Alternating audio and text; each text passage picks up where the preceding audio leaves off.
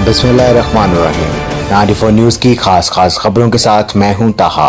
एक अफसोसनाक खबर शामिल करते हैं। नूरपुर पीरा के करीब दरिया झेलम में नहाते हुए 16 साल नौजवान शफीक डूब गया। रिपोर्ट के मुताबिक नौजवान अपने 3 दोस्तों के साथ दरिया में नहाने गया। नौजवान शफीक 10वीं का तालिब इल्म था और नहाते हुए गहरे पानी की जानिब चला गया। शफीक की तलाश के लिए रेस्क्यू ऑपरेशन जारी है।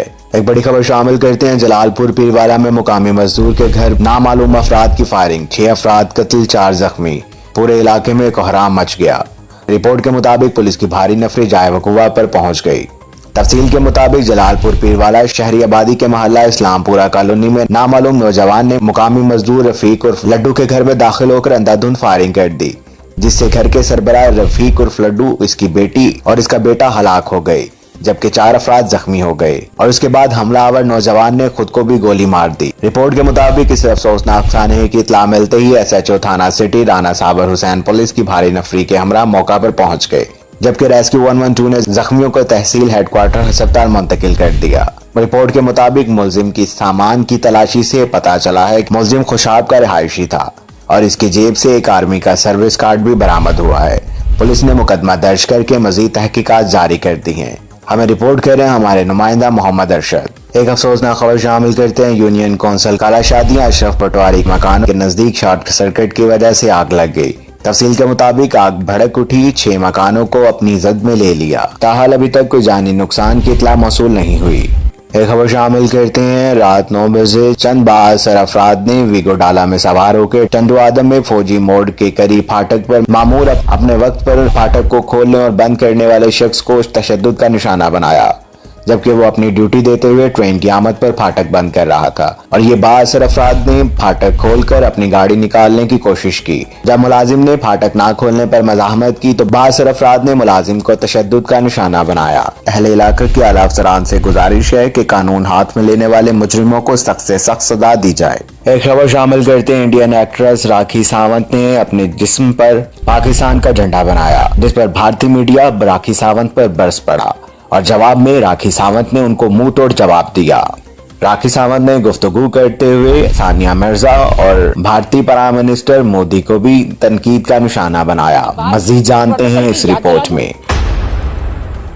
एक्स पाकिस्तान के जो PM थे, क्या नाम है उनका, नवाज शरीफ जी के पास तो हमारे प्राइम मिनिस्टर मोदी जी तो बगैर इन्विटेशन के चले गए थे पाकिस्तान। उनको तो पूरे हिंदुस्तान में किसी ने नहीं रोका। हमारी सानिया मिर्जा जी हिंदुस्तान की शान जान, इंडिया को रिप्रेजेंट करती है, उन्होंने तो वहां पे शादी करी है। सबसे पहले मुझे एक बड़ी खबर शामिल करते हैं। एमटैग की तारीख में तोसी 2 मई से 12 जून कर दी गई है।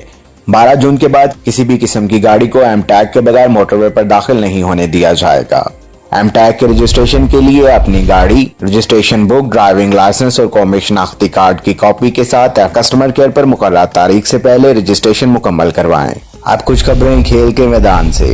वर्ल्ड कप 2019 के आज के मैच में इंडिया ने ऑस्ट्रेलिया को 50 ओवर के इख्तिताम पर 5 खिलाड़ियों के नुकसान पर 352 रन का हदफ दिया। जवाब में ऑस्ट्रेलिया 50 ओवर और 10 खिलाड़ियों के नुकसान पर 316 रन तक की मामूर रहा। इंडिया आज के मैच को जीतकर पॉइंट्स टेबल पर तीसरे, जबकि ऑस्ट्रेलिया चौथे और पाकिस्तान 6ठे नंबर पर आ गया है। मजीद जानते हैं इस रिपोर्ट में।